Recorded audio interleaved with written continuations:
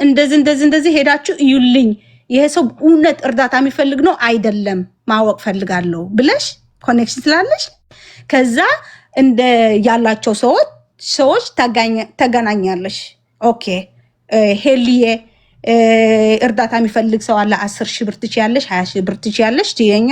ያ ኦፍ ኮርስ ባንቺ የመጣማ እልሻለሁ። ለምን you have a connection already አውቀሻል፣ ይሄ ሰው እውነት ነው አይደለም አምንሻለሁ።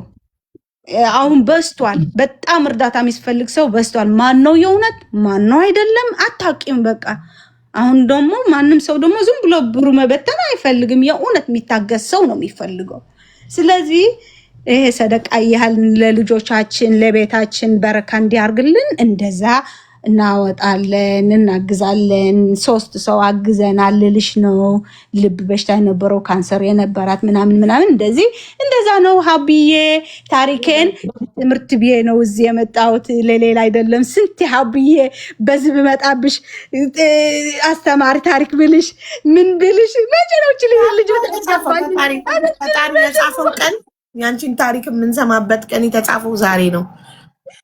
በጣም ነው ደስ ያለን በእውነት ላይክ አብረንሽ የኖርን ያህል ነው። በጣም ጎበዝ ስቶሪ ቴለር ነሽ። ባይዘዌ ስትናገሪ አታሰለችም፣ ቀልጣፋ ነሽ፣ አፍሽ ይጣፍጣል።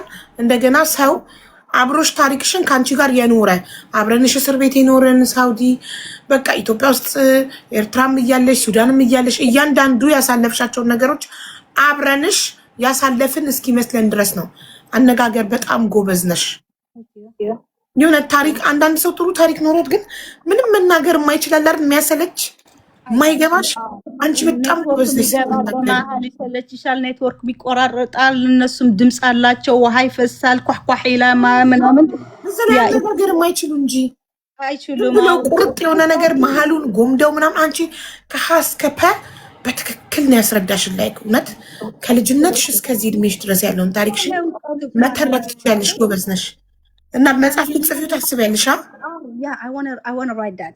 እጽፋለሁ እና እስቲ አንድ ቀን ፌመስ ስለሱን ታሪክ እነግራለሁ፣ ስለ እንዴት እንደተጻፈ መጽሐፉ። ብዙ አሁን 3 ሰው አግኝቻለሁ እኔን እያሉ ነው የታሪክን ግን የአሜሪካ ምን አለ ጌትነትን መስገን እያሉ ነው። መጽሐፏ ላይ ታመሰግነዋለች ጌትነትን ስላገዘሽ። ምንድነው ጌትነት መመስገን አለበት። ስለሱ ልናገር ነበር። ስለ ጌትነት ሳይሆን አሜሪካ ምን ይሉሻል? መጽሐፍ ልትጽፊ ስትይ ስም መቀየር አለብሽ።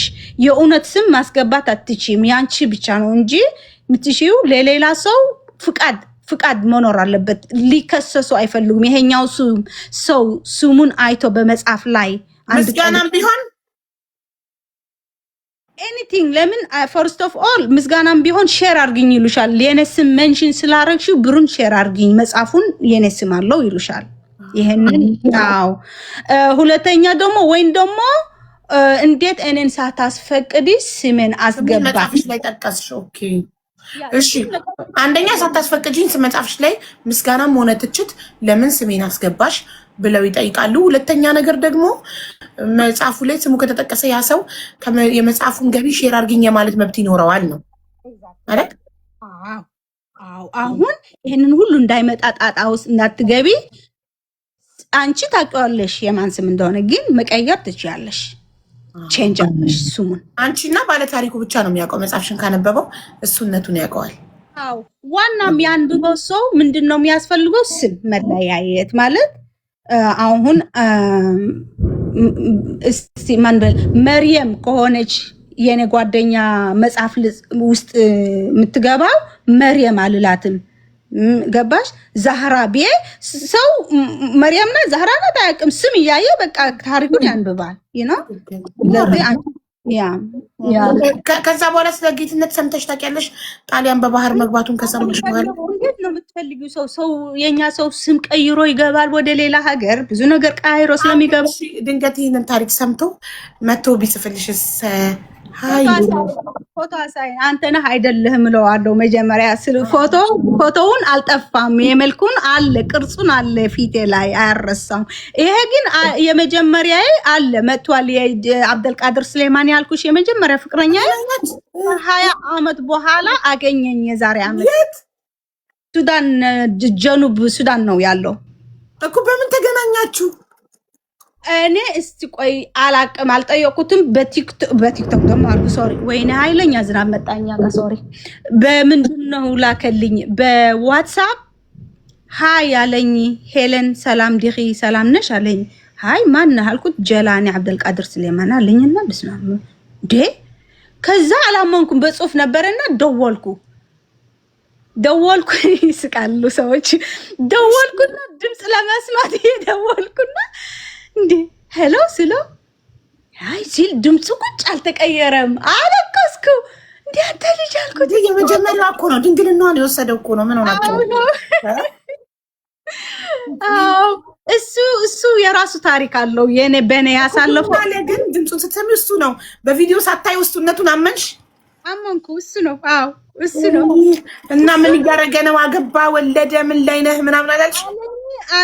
አንቺን ፈልጌ ከገጠር ወጥቼ ወደ አስመራ ገብቼ ስፈልግሽ የለችም ወጣለሽ ከሀገር አሉኝና በጣም ነው የታመምኩት። እናቴም ራሱ በቁርአን በሼክ ነው ያንቺን ፍቅር ሊወጣልኝ ያደረገችኝ አለ። ግን ሊወጣም አልቻለም። ሚስት አመጡልኝ አለችኝ። እናቴና አባቴ ምርጥ ሚስት አመጡልኝ። አገባዋት። ስተኛ ከሷ ያንቺ ስም ነው የምጠራው አለ። አስመጣዋለሁ አንድ ቀን እዚህ ጋር ቆይ ቲክቶክ ካለው አስመጣዋለሁ። ጀላኔ ስንት ልጆች ወለደ? ከሷ ከመጀመሪያዋ አንድ ወንድ ልጅ ወለደ አለኝ። ሄልዬ አንቺ ምን እንዳረግሽልኝ አይዶን ነው። በህይወቴ ምን አይነት ፍቅር ትተሽ እንደሄድሽ እኔ ላቅ አልችልም። አግብቼ ከቺ ሰላም አላገኘውም። ስጠራ ያንቺ ስም፣ ስተኛ ከሷ ያንቺ ስም ኤኒቲንግ እንትሽ ነው። በቃ ፈታዋት። ሄለን ሳውዲ ናት ያለች ስሰማ እንደምን በባህር ቤት ሳውዲን ገባው አለ። ሳውዲ ገባውና ለካ አንቺ እኔ የገባሁበት ዓመተ ምህረት አንቺ ወጥተሻል ወደ ኢትዮጵያ ከእስር ቤት መጥቶ ሳውዲ ድረስ አፈላልጎሽ። አዎ እየፈለጉሽ ነበር። ቤተሰቦችሽን አገኘው፣ ፋሚሊሽን፣ የእናትሽም እኛ የታወቅን ነው ሪያድ ላይ በጣም ፋሚሊ። ትልቋ የእናቴ እህት 60 ዓመቷ ነው እዛ 60 ዓመቷ ልክ ድፍን። ከዛ ቀጥራ 50 ከዛ እናቴ አሁን 39 ዓመቷ ናት ሪያድ። ብዙ ፋሚሊ አለን እዛ ተዋልደናል እዛ እና የታወቅን ነው። አሁን የመጨረሻ ስሜ አልነግርሽም። እዚህም ያቀኝ ሰው ይኖራል ሪያድ ውስጥ የታወቅን ነኛ። በውስጥ ነው የምነግርሽ እና ማን እንደሆነ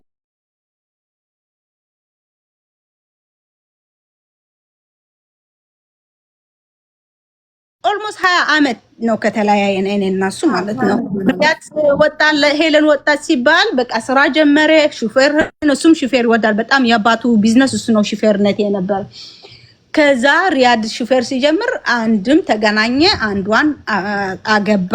ወንድሙ አግባ ብሎ ሪያድ ገብተሃል አግባ ብሎ አገባትና ከሷን በጣም እረፍት አጣ። 2 ወንድ ወልዷል ከሷ። አሁን ከኤርትራ ያለችው አንድ ወልዷል። ከዚህ ደግሞ 2-3 ወንድ አለ። 3 ልጅ ወለደ። 3 ወንድ ናቸው። 3ቱም ደግሞ ወለደና አሁን እሱ ነው ታሪኩ የሚነግረኝ። አሁን ከተገናኘን ነው ይሄ ታሪክ የሚነግረኝ። እንደጠየቅሽኝ እኔም ጠየቅኩት። አግብተሃል ማናችሁ ስንት ልጅ ወልደሃል ብዬ ነው የጠየቅኩት። ከዛ ላይ ሄሊ አግቦ ያድም ገብቼ አገባው ለፋሚሊ ብዬ። እናቴን ልትሞት በጣም ታማ ነበር። እኔ 2-3 ልጅ ያንተ ሳላይ ልሞት ነው ልጄን አግባልኝ ስትል አገባውና 2 ወለድኩ ከቺ። እቺ ደግሞ በጭቅጭቅ እኔ ያልሽው አንቺ ነው ጭንቅላቴ ውስጥ አለኝ። አንቺ ያልሽው ሁሌ የትም ሲሄድ አንቺ ነው የምትታይኝ። እና እቺ ምን አልኳት? አንቺን አልኳት ሄለን ስል የሄለን ስም ካፌን ሲወጣ አንድ ነገር አፍሽን ብትከፍቺ አልኳት የችኛው የመጀመርሻው የጠላጋውን ወረቀት አየሽው? እዛ አይደለም ያለው ያንቺም ደግሞ እዛ ጋር አስገባልሻለሁ ነው ምላ። ለምንድን ነው እንደዚህ የምትለው አልኩት። እኔ እኮ ለምንድን ማለት አንዳንድ አይለኛ ፍቅር አለ። የመጀመሪያ የሚወጣለት ሰው አለ፣ ማይወጣለት ሰው አለ። አይ ቲንክ እንደዛ ነው። እኔ አልኩት ባሌ በጣም ነው የምወደው አልኩት። አንተ ግን አባትሽ የእናትሽ ፍቅር አልወጣለትም ነበር? በጣም ያ ግን የሚወጣለት ሰው አለ። አሁን እኔ የዚህ ወጥቶልኛል የለኝም፣ የዚህ ጀላኒ የዚህ የለኝም። ቢያዋለው ደግሞ ቶሎ ቶሎ እኮ ነው የሚወጣልሽ። የጌትነትስ ወዲያ ወጣልሽ አይደለ እንዴ? ቶሎ ቶሎ ነው የሚወጣልሽ እንጂ እንደዛ አይሻልም እንዴ? ሴት ጠንካራ መሆን አለባት። ምንድነው መንዘላዘል አያስፈልግም። ወንድ ይመጣል፣ ወንድ ይሄዳል። ሴት ትመጣለች፣ ሴት ትሄዳለች። ካከበርከኝ አከብርሃለሁ፣ ከወደድከኝ ወዳለሁ። አዘርዋይዝ አይ ሃቭ አ ላይፍ አይ ካንት ማለት እኔ በጣም ነው የምጠላው እንደዚህ ጭቅጭቅ በወንድ ነው። ኢትስ ኖት ኢምፖርታንት። እውነቴ ነው። እኛ ሴቶች በጣም ጭንቅላታችን ካሳመንም ማናርጎ ነገር የለም። ጅግኖች ነን። ማን ደርሶ ከወንድ በላይ ማናርጎ ነገር የለም። ተጠቃሽ ደግሞ በወንድ ተጠቅተሽ ነው የምትቀሪው። የወንድ ምንድነው ሆነሽ ነው የምትቀሪው። እኔ አሁን በቃ ምን እላማ ስላለኝ ጎል ስላለኝ ጎሌን መድረስ አለብኝ እንጂ ወደ ኋላ መቅረት አልፈልግም። እኔ ወደፊት ነው። ከኔ ጋር ያለ ሰው ደግሞ ከኔ ጋር ከሄደ እንሂድ አብረን። አልሄድም ካለ ቀርዛ። እኔ አለኝ ጎል አለኝ፣ የራሴ ፕላን አለኝ። አም ሶሪ ያ እና እስካሁን እሱ ያለው እዛ ሳውዲ ነው ማለት ነው። የእሱ ታሪክ የራሱ ታሪክ ቢነግርሽ እዚህ ገብቶ አንድ ቀን ታዝኛለሽ። ይምጣና በቃ ይንገረና። ቲክቶክ ካለው ጁኑብ ሱዳን ነው ኔትወርኩ በጣም ዝፍጥ የሆነ ኔትወርክ ነው ያለው። ሪያድ ወጣ እንደ ሄደ ወደ ሱዳን አስሮ ሰው ገለት ተብሎ ያልገደለ ሰው በመኪና ገጭተሃል ተብሎ እሱ ደግሞ ምንድነው ሸወዱት። አንብቦ አይችልም ነው ምንድነው አስፈርሙት። ፍርድ ቤት ቀርቦ ለምስክርነት ቀርቦ ለምስክርነት ያስቀረበው ሰው ልትመሰክር ብሎ ወረቀት አስፈረሙትና ወረቀቱ ለካ እኔ ነኝ ሺፌር የነበርኩት የመኪና ሚል ነው የፈረመው። አሁን ገዳሊው ወጣ። የገደለ የእውነት ሺፌር የነበረው ወጥቶ ይሄን ነው ገዲያው የተሸከመው እና ታሰረም ተባረረ። ከሀገር ታሰረ። 9 ወር ታስሮ ወደ ሀገር ተባረረ። አሁን ልጆቹን ለማየት ወደ እዛ ነው ተወልዶ ያደጉ፣ ሪያድ ነው ተወልዶ ያደጉ ልጆቹን እሱን ለማየት ብሎ እንደምን ብሎ በባህር ነው የሚመጣ። ምንድነው ጭንቀት ውስጥ ነው ያለው። ጁኑብ ሱዳን ገብቶ 2 አመቱ ነው፣ 3ኛ አመት ሊሆነ ነው። እዛ እየሰራ ነው አሁን አለኝ። ያ ግን በጣም ደስ ይላል ታሪክሽ። ማሻአላህ። የጌትነትን መጨረሻ ብቻ ብናቅ ደስ ይለን ነበር። አገባው እንደምና የሚለው ያው አላገኘሽውም። ጌትነትን ካገኘሽው ግን መተሽ ትነግሪናለሽ። ሜቢ የዛሬውን ላይቭ ሪከርድ ሰምቶ ምናምን ኮንታክት ካረገሽ ምናምን በሌላ ጊዜ ደግሞ መተሽ ትነግሪናለሽ አይደል? አይ ሆፕ ሶ አይ ሆፕ ቢመጣ ደስ ይለኛል ነበር። ነግርሻለሁ። ወይም ደግሞ እዚህ ካለ ከሰማ ሄለን አምጪ አትበላት እስቲ። ጌትነት ካለ ጀላኒ ተገኝቷል፣ ችግር የለን። አብዱቃድር ተገኘ፣ በራሱ መጣ። በ20 አመት ፈልጎ 20 አመት ለፍቶ አገኘኝ። ጌትነት ግን ገና ዲጄ ነው መሰለኝ። ዲጄ እኮ ቢዚ ናቸው። ያ ድንገት ከሰማ ወይ ስክሪን ሪከርድ ሰምቶ ሰርች አርጎ አግኝቶሽ መጥቶ ከጻፈልሽ ብላብር እትበይ ዶዲ መታሽ ንገሪን። አብሽር ሐቢብቲ፣ በጣም ነው የሚጣፍጠው ታሪክሽ። ቴንክ ዩ። አንቺ ወርቅም ያምራል አይቼዋለሁ። ትላንት ወርቅ የምትሸጠው እቺ ወደ አሜሪካ ግን አልክም ብላለች። ትልካለች ከእንትን በኋላ 40 ቀን አሁን ከወለደች 40 ቀን አልሆናትም። ከ40 ቀን በኋላ መላክ ትጀምራለች። አራስ ቤት ሆና ቤት ውስጥ ሆና ነው የምትሸጠው። አሁን ዱባይ ላይ ብቻ ነው የምትሸጠው። 40 ቀኗን ስጨርስ ወደ ሱቅ ስትመለስ ትልካለች አሜሪካ። እንዴት ይልካሉ? በምን? በፊዴክስ ነው። ኦኬ በፊዴክስ። ጓደኛዋ ሀያት ግን እንዴት ነው የምህረት አዋጅ ማግኘቷን እንዴት ነው የሰማሽው? አንቺ ቀድመሽ ተሳፍረሻ ነበር ወደ ሀገር? ምን ማግኘቷ?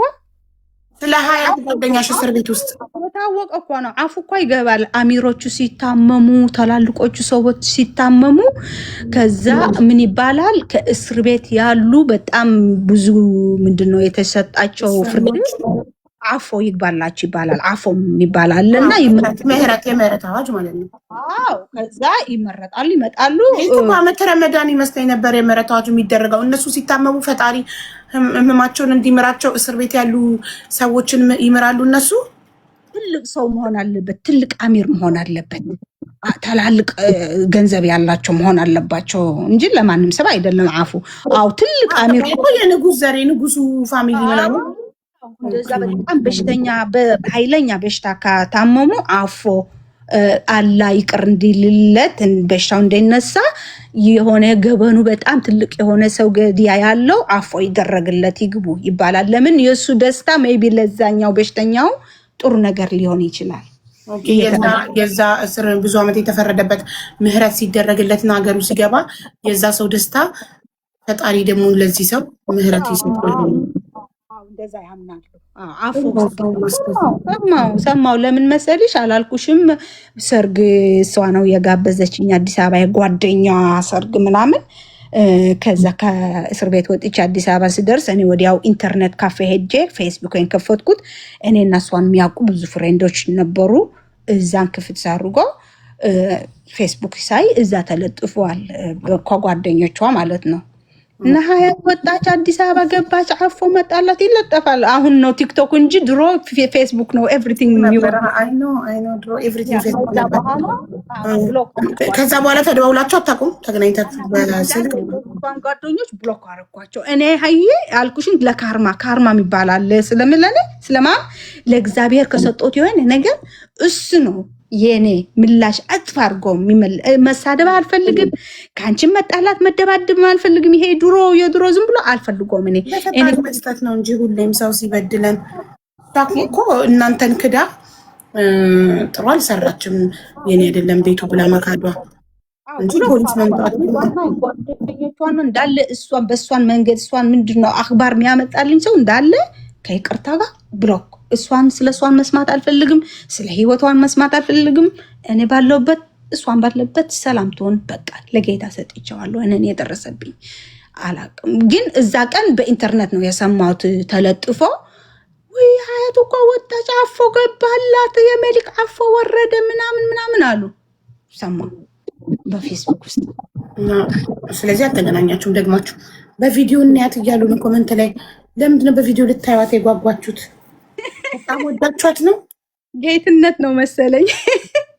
ጌትነት አንተ ነህ በቪዲዮ እናያት እያቀለጥ። በጣም የምናመሰግነው ስለ ታሪክሽ በጣም እናመሰግናለን። በጣም ወደነዋል ታሪክ። እንገናኝንም ወድሻለሁ የኔ ፍቅር። በውስጥ እንገናኝ። ሄልፕ የሚፈልግ ካለ ሄልዬ እንደዚህ ዶንት ወሪ አይ ጋት ዩ ማይ ሲስተር አለሁልሽ። ስንቴ እንደዚህ በኮመንት ቢያቻለሁ አላይም አልሽ። ሚሊዮን ፎሎ ባክ ስላደረኩሽ በኢንቦክስ አስቀምጪልኝ ቁጥርሽን፣ ዋትስአፕ ነበርሽን። እሺ ቴንክ ዩ ሶ ማች። በጣም ጥሩ ጊዜ ነበረ። ደግሞ ያምራሉ። በኢንስታግራም አይቻቸው የፋዘርስ ዴይ የለጠፍሽው ኢንስታግራም ላይ እንዴት ደስ ይላሉ። ሐባይቢ ቤትሽን ይባርክልሽ፣ ልጆችሽን ይባርክልሽ። መልካም ቀን ሁላችሁም እዚህ ያላችሁ። ህይወት ቀላል አይደለችም፣ ግን መማር አለብን። የተፈጠረን ፈተና የደረሰን ፈተና ትምህርት ይሆነን፣ መድገም የለበትም። አንድ ፈተና ካለፈ አንድ ሰው ከደጋገመው ትምህርት የተማረበት አይደለም። ይሄ ዝም ብሎ ነው። ስለዚህ በርቱ ወንድሞች እና እህቶቼ፣ ፈተና የሚታለፍ ነገር ነው። አታልቁሽ፣ ዝም ብላችሁ ተስፋ አትቁረጡ። እሺ፣ ይሄ ደግሞ ኢንሊጋል የሚሆነ ካለ መንገድ የምትገቡበት ነገር በእናታችሁ ይቅር፣ ወላሂ ይቅር። እነዚህ አሁን ኤጀንሲ ሞልቷል። በኤጀንሲ ኑ፣ ይሄ ባር ይቅር፣ ወላሂ ይቅር። በቃ ሀቡዬ አይ ላቭ ዩ። መልካም ቀን። እሺ የኔ ማር በጣም እናመሰግናለን። ሰላሙኝ ልኝ። በጣም ደስ የሚል ታሪክ ነበር። ሪምሻ መጣሁኛ እንዲያውሪያቸው ሽንቴን ሸንቼ ልምጣ። ቤተሰቦቼን አውሪያቸው እንዴ ጋይስ። ፍራግመንት ሉዝ እንዳላረግ ነገ ጠዋት ሆስፒታል ስለመሄድ በጊዜ ላይ ስለምዘጋ ጌም ነው አሁን የምጫወተው። እሺ ስመለስ አውራቸዋለሁ። ዛሬ የሚሸጠውን ወርቅ ለካ ላሳያችሁ። ከዛ ሀቡ እስከምትመጣ ታብታብ አድርጎ። ሀይ በሬዱዬ እንዴት ናችሁ? ካሽ እንዴት ነው? ወፈርኩ እንዴ? በጣም ወፈርኩኝ። እዚህ ላይ ደግሞ ላሳያችሁ እንጂ ዛሬ ከ6 ግራም እስከ 7 ግራም አሁን እገባለሁ። ትንሽ ቆይቼ ታሪኳን የሴትዮዋ ስለመሰጠኝ ውጭ እያዳመጥኩ ነበር። ለዛ ነው ከ3160 እስከ 3665 በዛ ላይ ደግሞ የ1 ሚሊዮን ኩፖኑ ኦልሬዲ 20 ቀን የቀረው። ዝም ብላችሁ ገዝታችሁ እድለኛ ልትሆኑ ትችላላችሁ። ወርቅ ዛሬ ደግሞ